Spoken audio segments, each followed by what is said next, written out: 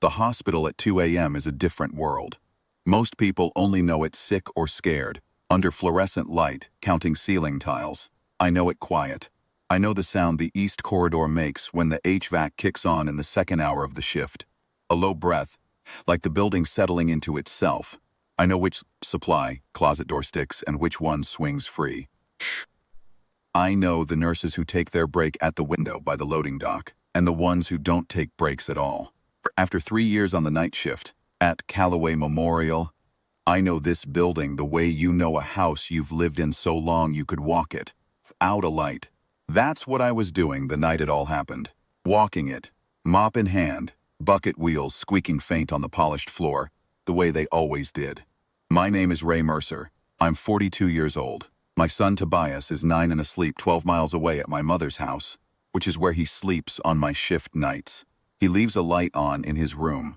Not because he's afraid of the dark, he'll tell you, because it helps me find the house when I come home. That's the kind of kid he is.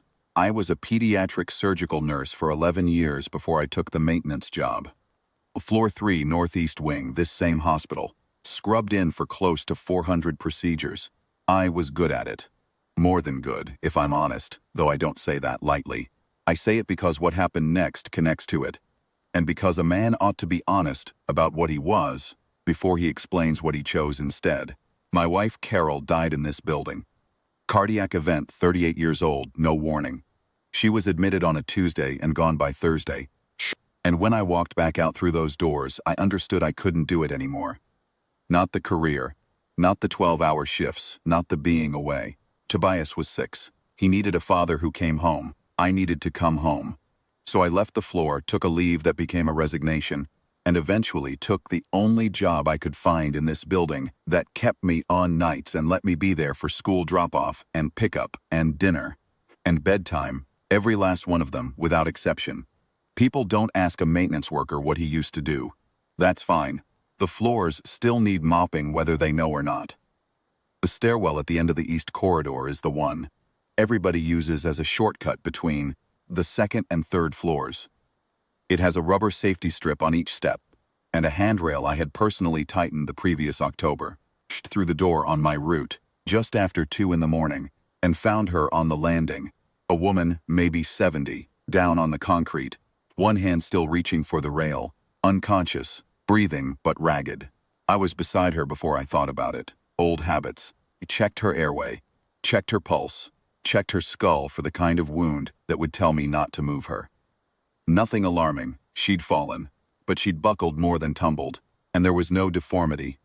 No sign of a neck injury I could feel. The ER intake was 40 feet away and around a corner. A gurney would take 4 minutes to reach us. I picked her up. She weighed almost nothing. I carried her through the East Corridor to the ER bay, told the intake nurse what I'd found and where, gave the stairwell location so they could check for a cause, and stepped back. They had her on the table and a blood pressure cuff on her arm, inside of 90 seconds. I stood there until I could see her color improving.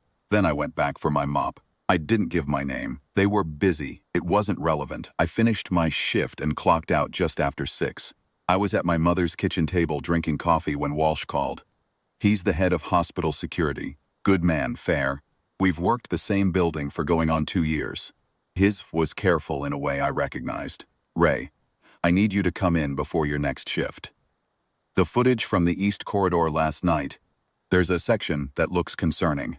The administrator's been notified. I knew what section he meant.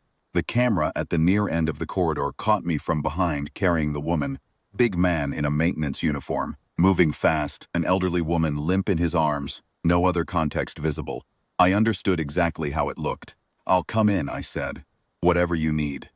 The administrator who'd been notified was Dana Callaway. Knew the name. Everyone at the hospital knew the name. The Callaway family had funded the East Wing expansion. The woman I'd carried from the stairwell was her mother. She was waiting in the security office when Walsh brought me in, and I want to be fair to her here, because she deserves that. She'd gotten a call before dawn that her mother was in the ER, and that there was camera footage of a man in a maintenance uniform carrying her through a dark corridor at 2 in the morning. She didn't know what she was walking into. She was scared. Scared people come in swinging, and she did. I want to know who authorized you to move her. Her voice was steady and hard. I want to know what you thought you were doing, and I want to know why you didn't stay. Walsh was pulling up the full corridor footage on his monitor. I looked at Dana Calloway and I said, I found your mother unconscious on the east stairwell landing. She was breathing but unresponsive. I assessed her as well as I could, and determined the fastest path to care was to carry her to the ER intake directly. That's what I did. You're a maintenance worker. Yes, ma'am. And you decided on your own to move an unconscious elderly woman. I did. She looked at me like she was waiting for something more. An explanation, a credential, a reason to stand down. I didn't have anything to add that the footage wouldn't say better than I could. Walsh had it up now. He let it run. It was 7 minutes of footage. You could see me come through the stairwell door with her in my arms. You could see me at the intake desk, gesturing toward the east corridor, pointing back the way I'd come.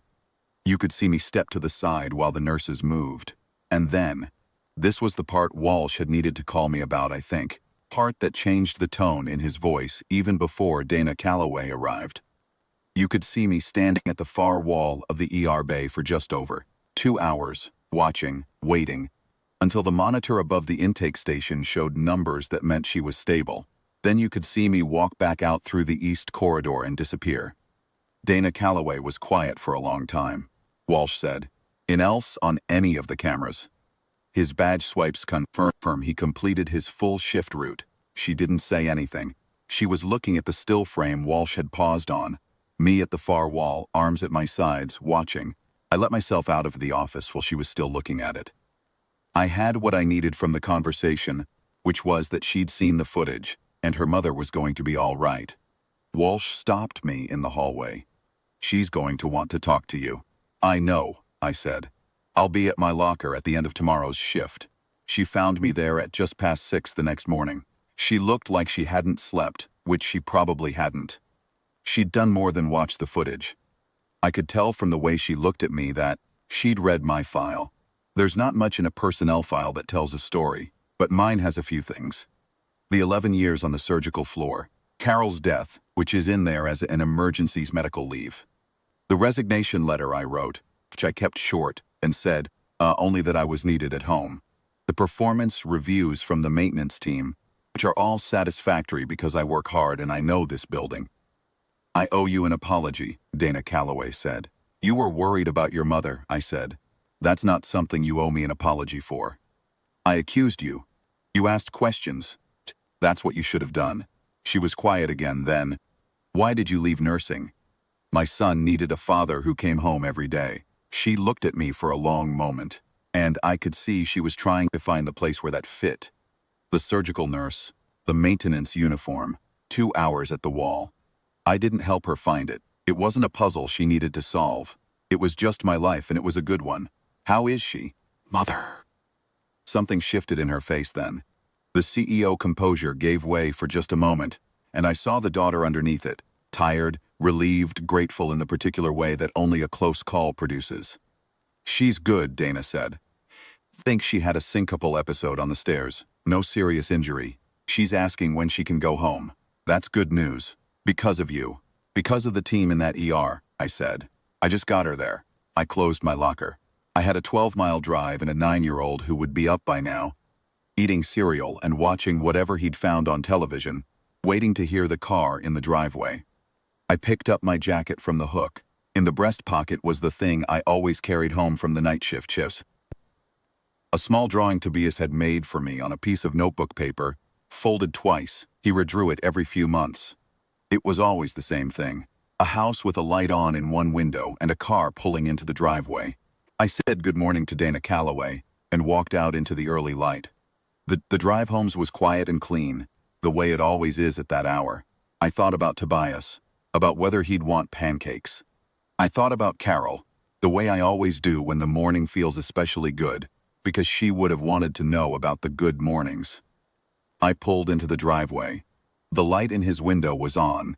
I sat there for a moment with the engine off, the drawing in my hand, the whole ordinary beautiful weight of it. Then I went inside,